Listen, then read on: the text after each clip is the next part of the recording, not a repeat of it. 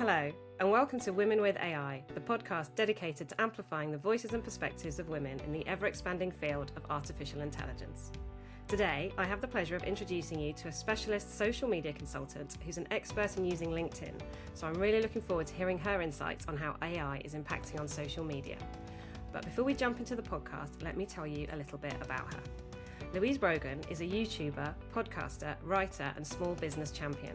She's a CEO with over 10 years experience supporting small businesses and runs a boutique marketing agency working with entrepreneurs, SMEs and professionals who want to grow their business and raise their profile through LinkedIn in a genuine and valuable way. Louise is an international speaker on the topic and hosts the LinkedIn with Louise podcast and YouTube channel, so I'm hoping to pick up some valuable advice from her today on those skills as well. In 2019, Louise was invited to attend number 10 Downing Street to represent small business, and in 2022, she was invited to meet King Charles at Buckingham Palace at a reception honouring small business contributions to the UK economy. For the past 3 years, Louise has been a Small Business Britain champion in the top 100 small businesses in the UK and the top 100 female entrepreneurs. Louise Brogan, welcome to Women with AI. Thank you so much, Jo. I'm really excited. I'm really looking forward to this conversation. Oh, fantastic. Well, maybe we could start. We'll just jump right in. Can you tell us a little bit about how you came to be doing what it is you're doing and how AI has sort of become part of that? Oh my gosh. Yes, absolutely. So my background is actually IT. So I was a software engineer back in the day, about 2020. No, we're 2024 now. I got my master's in 2000. Oh, wow. That's 24 years ago. That feels about 4 years ago. That's horrendous. That's horrendous. I was about to say in 2020. Yeah. No, 24 years Wow. ago. And I worked as a software engineer, and then I worked as an IT project manager for about 11 years. Oh, wow. And I always thought that's what I was going to be. I was going to work in IT and it was going to be great and it's good money, it's a steady job, etc., etc. And then when I had my kids, I went part-time. And when I went to my employers, I said I was ready to, I wanted to apply to the next level to be a program manager or a senior project manager. I was basically told that I could apply, but I wouldn't get it unless I went back full-time. Oh. And I think, Jo, I don't know if any of the other women in your podcast have talked about this yet, but it is challenging for a woman who wants to have a family and also build the career that she wants. So I started looking around thinking, well, that's not going to work for me. I'm not going to be held down because I want to work and be able to pick my kids up from nursery and school. And you've got 3 children, I think. Have you now?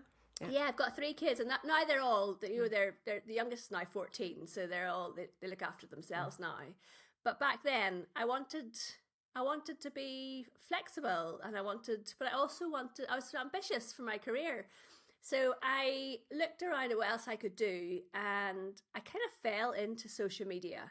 I actually started a craft shop business that was a disaster and made no money. But the people who were advising me pointed out that I seemed to know what I was doing on Facebook. And that's how I got into social media management. And that was in 2013. And then fast forward to about 5 years ago, I started to focus specifically on LinkedIn. And then in the last couple of years, I pivoted slightly again and started to build a team around me. And I became a LinkedIn marketing agency. Wow. And marketing agencies in 2024 cannot ignore AI. Right. So I started to, I think with the IT background as well, I've always been into tech and I've always been interested in computers and computing and all that stuff. And I like fact finding. I like figuring out how things work. So it's a natural thing for me to start looking at this AI thing and see how it was going to actually impact my business. And then this year, when I went to Social Media Marketing World in San Diego, I would say a good 10 of the talks were about AI. So it was really interesting to see how we could use AI in our business, but still stay true to the business that we've built, which is, our whole ethos is it's not I'm going to get you 10,000 lead generations on LinkedIn in a month using automation. That's not my thing. My thing is using LinkedIn in a genuine way that people feel comfortable with, and where can AI slot in there to be used? Yeah. Because if you ignore it in marketing, that's a bad idea. Ignore it in your peril. It was so it was kind of looking at it as a tool that we could use, but still staying true to the way we work and the way we work with our clients. Because I noticed, well, just this morning I went on to LinkedIn to do a post, and straight away it's asking, do you want AI to help you write this? Like before you've even had a chance, you could just ask it to do something. And I heard you talking about on your podcast about how Microsoft own nearly half of ChatGPT and OpenAI. So how do you see that affecting? Like, how has AI impacted on what you do? Yeah. Well, that's the other thing is that because we are specialists in LinkedIn, and LinkedIn is owned by Microsoft, and Microsoft also own, I think it's 49% of OpenAI, who own ChatGPT. So they're heavily invested in it already. So you can see lots of AI on LinkedIn if you know where to look. If you have a LinkedIn premium account, so that is when people pay for additional services. So for people who aren't really using LinkedIn, who are listening, LinkedIn is a free to use social media platform. It's more B2B, professional focused. It used to be where people went when they wanted to get a new job. Now it's more about building relationships and building networks. And of course, you can use it to find a new job as well. But when you have a premium account, which is, I think it's about £49 a month starting price, you get all these extra AI tools. So you can enhance your profile with AI. Mm-hmm. They will write your headline with AI. They will help you write your posts. Wow. What people don't realize is, if you've been using LinkedIn for the last few years and you send someone a private message, LinkedIn's AI tools have been reading those messages and suggesting responses for you. Oh, wow. So the last time you sent a message to somebody, you might, now that I tell you this, you'll totally notice it. But it'll say, if you and I sent a message, Joe, and it was really casual and chatty, it would suggest responses like, yeah, no, not bothered. Mm-hmm. If we exchanged a message that was a bit more formal, so maybe I'm writing to my CEO or something, the automatic responses offered to you are much more formal.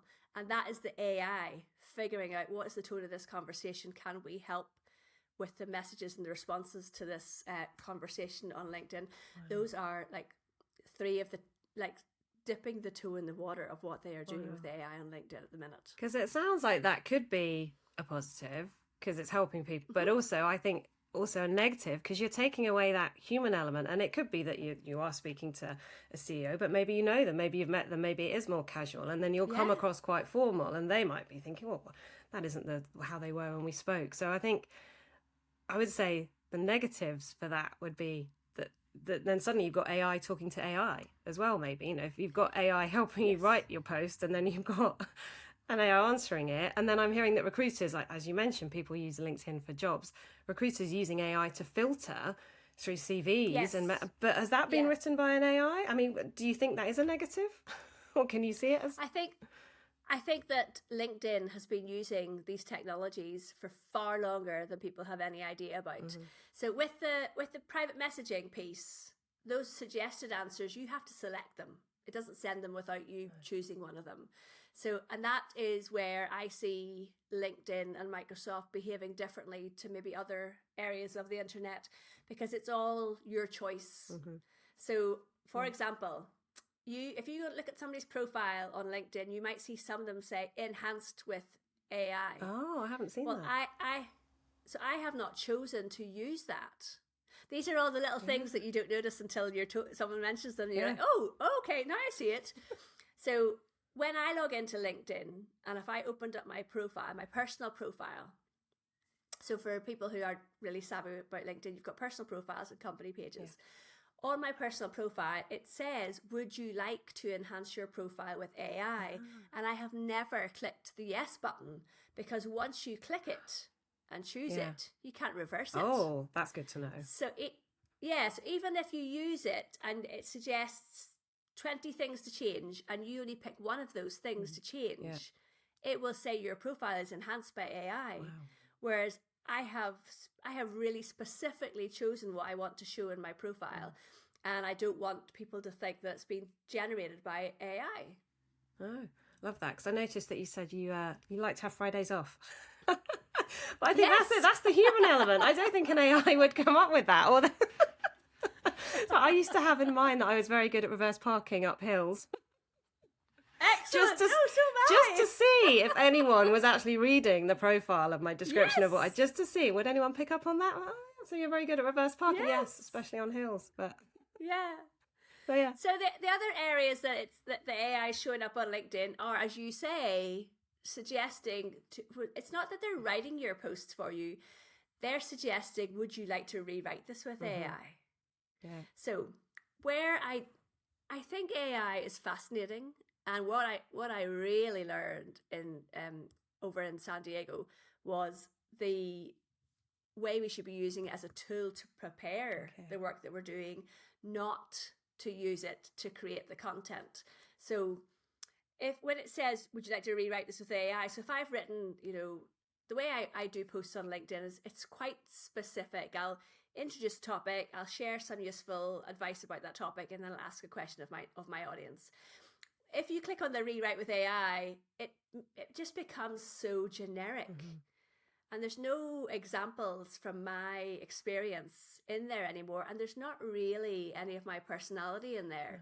So I have tried it out, and I think it could be interesting to do that and then pick out what you like about it and then add it back into what you want as your original piece.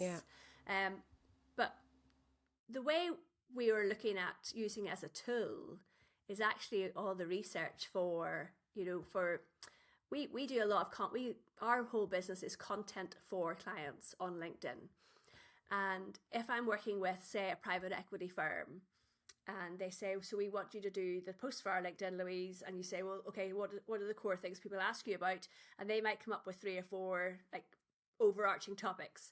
Well, if I then go to ChatGPT and type in, I am working with a client in private equity, their company size is this, their ideal target audience is this, here are the key things they want to be known for, can you generate 20 post ideas that we could use for LinkedIn? So it generates all of these ideas. The last thing I'm going to do is copy and paste those over to LinkedIn. I'm using those as a starting framework, and then I'm looking at my client and feeding in bits that make it relevant to that make it personal to that business, that company. And of course, a lot of it, you need to fact check it as well. But it's a really, really good starting point tool, in my opinion, for planning content. And that's just another way people can think about using it for LinkedIn. So that's the positives. I think you're right as well, because it gives you more time as well to be creative and to do that. And as you say, add that human touch. And then as well, they can wholeheartedly, I suppose you have used AI to do it, but I was saying, it's a human generated post really, because that's the same as reading anything. I write press releases, and a colleague of mine, one of the first pieces of advice was there's no need to rewrite the wheel. If you have to write something, see what other people have written, because that's a good basis, a good starting point. You're not copying and pasting it. You're just using it, as a kind of springboard. It's research. To me, it's research. So that, one of the things that I think makes us stand out, ironically, from the crowd is that we're educated about AI. We know how to use it as a tool, but we do not use it to write posts or create the posts for our clients. My team does that. We use it to come up with the ideas that we can then base our content around. And I think that was the key thing.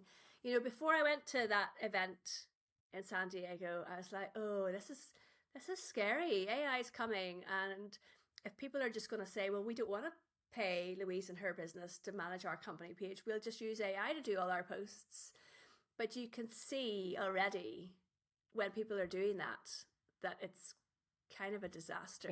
Because it will be the same. It's sort of generic. It's so generic. And then one of the big things I don't know if you've noticed this, Joe, but you can spot the AI generated comments on LinkedIn a mile off, I think. Yeah, you can, definitely. The responses, So, but then I think that the worry is the more that the AI is doing that, then the more that AI is reading that and using it and then just reproducing the same thing and just replicating it. So you need that human element to come in there and change it. And as you say, you've got to check it. You've got to fact check it. You've got to, if you've used it, it's generally probably had an American spelling. I know I've said that before on another podcast, but you have to change, the Z's to S's unless you're doing it to, an audience that is in the States.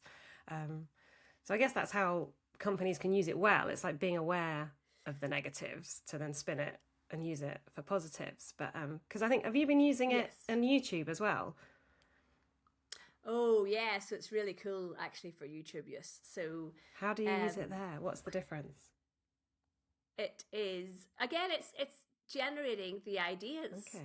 So and the script. So for YouTube, for me, my videos are short. So someone types into Google, how do you create a LinkedIn newsletter? And one of my videos pops up in the search results. So they go and they watch the video, and where I'm using AI is if I have ideas about what my clients and customers and audience want to know about LinkedIn.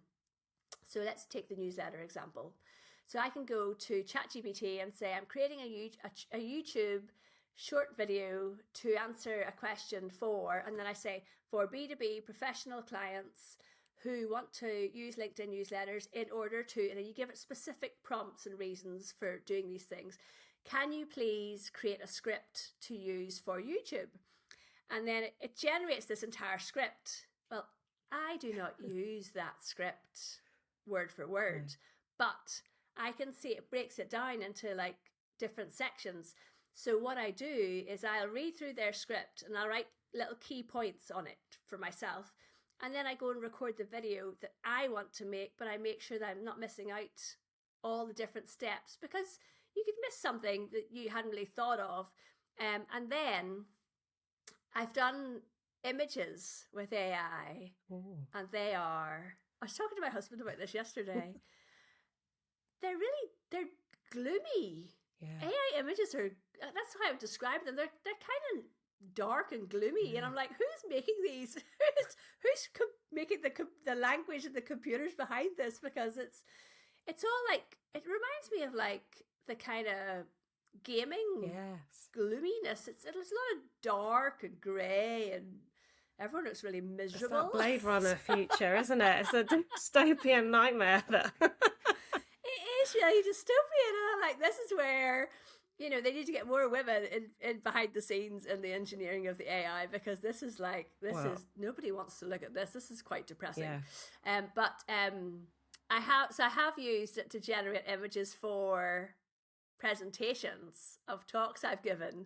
It was really funny because I did a big talk in Birmingham in March, and I did my slides, and I thought these slides are quite cool. I quite like these AI generated images in my slides. I submitted them, and the conference organizer came back to me and said, "So Louise, the screen's quite large, so you might want to look at some of those AI images you've generated, because like some people had 3 legs." Oh my goodness.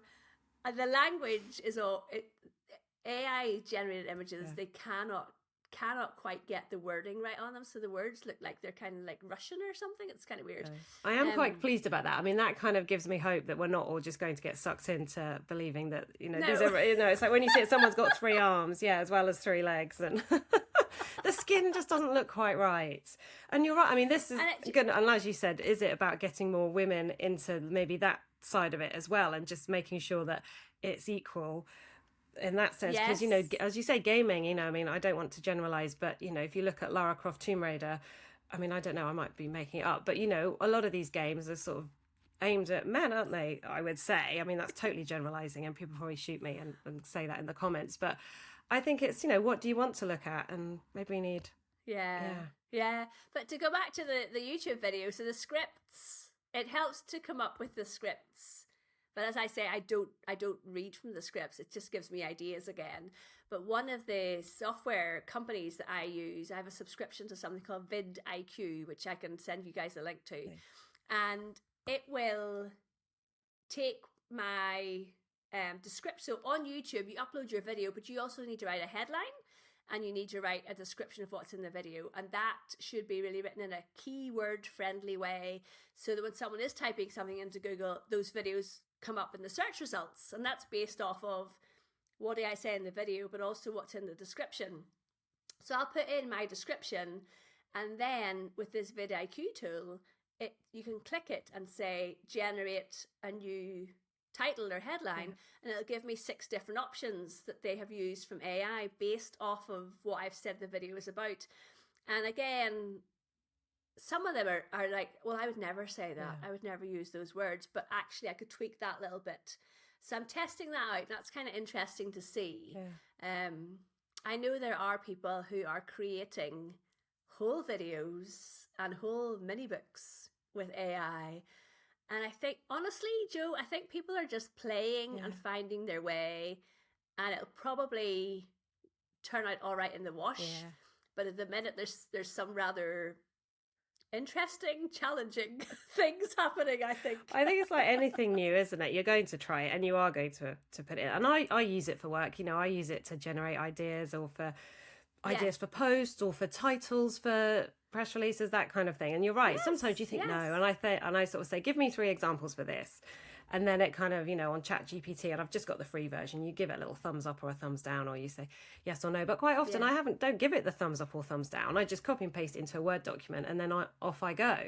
So then I think, well, and work from there. But then it not learning? I'm not giving anything back, because I'm not saying, well, actually I'd write it like this, I'd do it like that.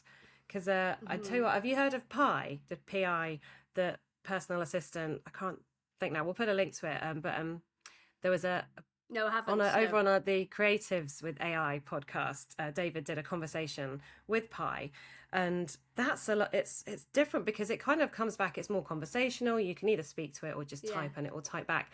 But then it sort of says, well, did that help? And I felt like I had to go back to it and say, well, yes, that was very helpful. Thank you. Or yes, I'll try that. I'll let you know how it goes. And then I didn't. And about 3 days later, Pi sort of pops up going, hello, Joanna. How are you? How are you getting on with that issue? And I was like, oh my God, I didn't really mean I was going to come back to you. But I guess that's the machine trying to learn, or, the way it's been written to actually learn. Because otherwise it won't change or get any better, maybe, unless we interact with it more to say. Yeah, I do think that. And, there's colleagues of mine who are creating their own GPT. So it could be Louise GPT, and then you would create it, and you would say, this is the style in which I speak, these are the clients who I'm serving, and if you could focus all the material based on those people.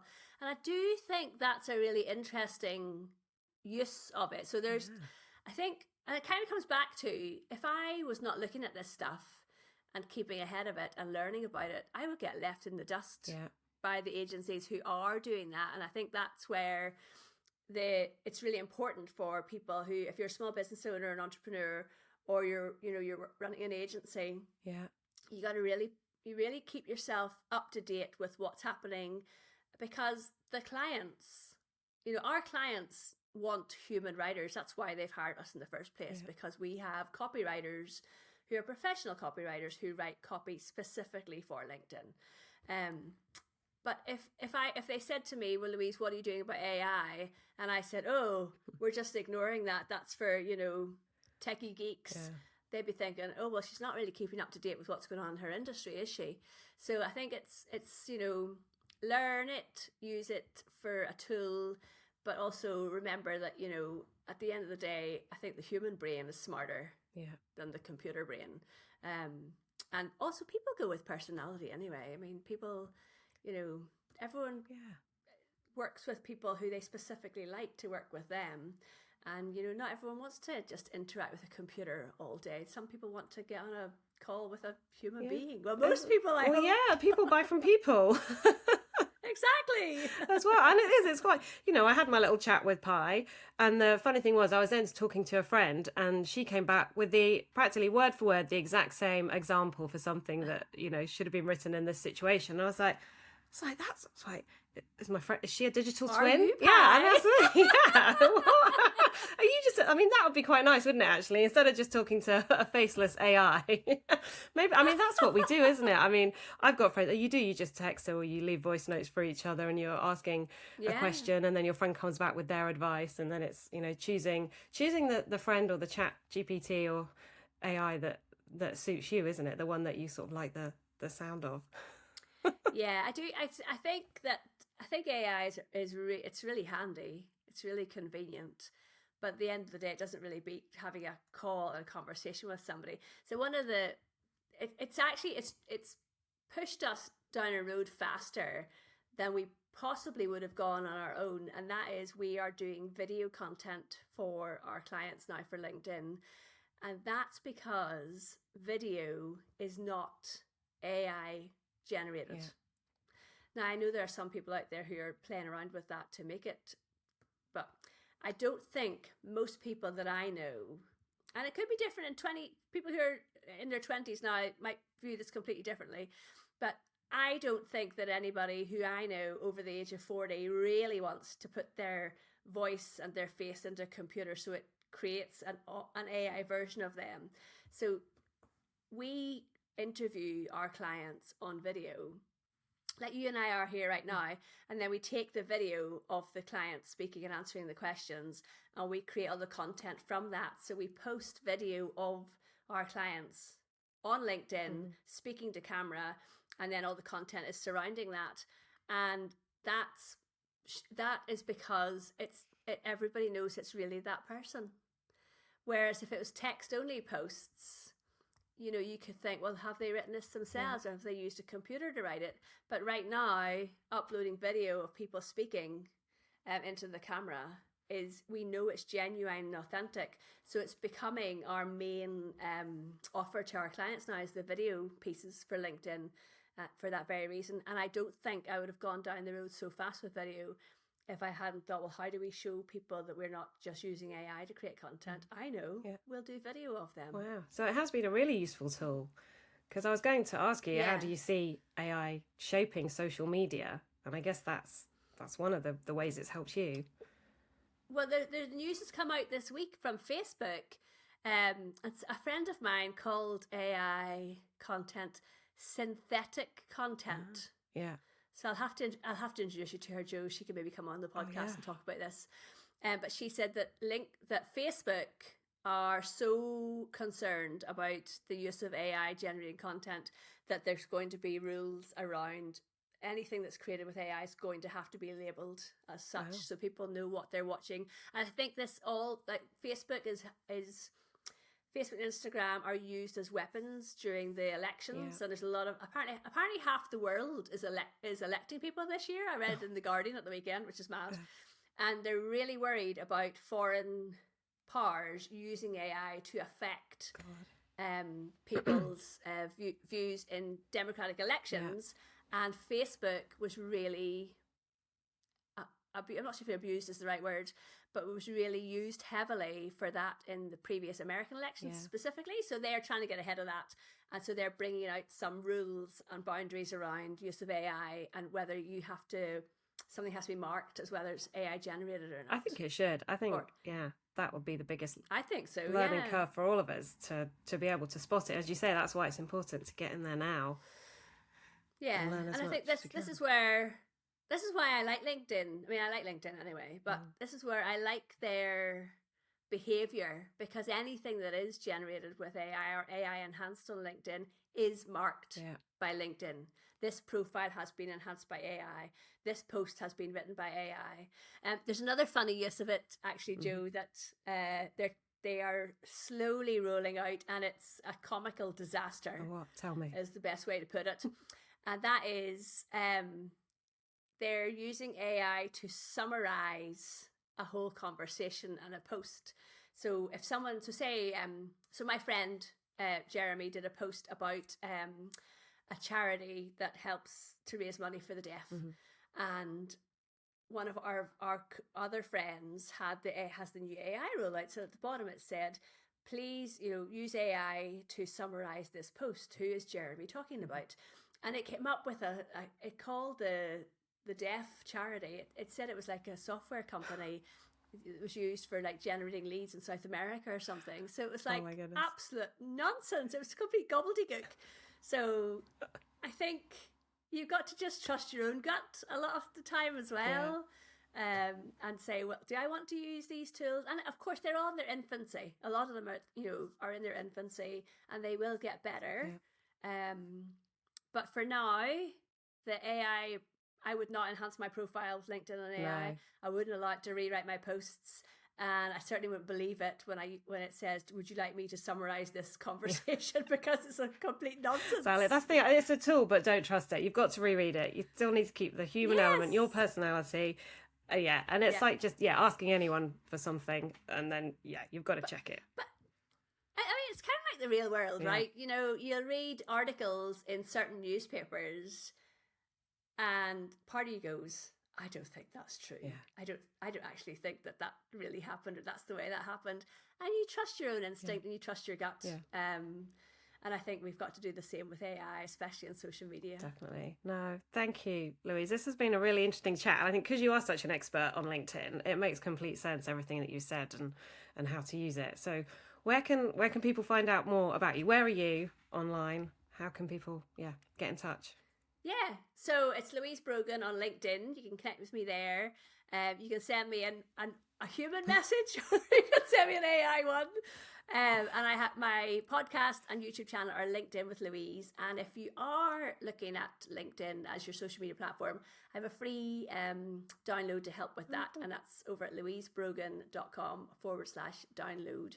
People can go and check out that. And I do actually have videos walking through the AI pieces of LinkedIn over on YouTube as well for people who are interested. Brilliant. Yeah, we can put some links to that in the show notes. Yeah, definitely. I think that's great. Cool. I'm going to go onto LinkedIn immediately after this now and look for all those things you've said. But I'm definitely not going to be using AI. It's 100% me. Oh, that's brilliant. Well, thank you so much for coming on. It's been so much fun. I've learned a lot.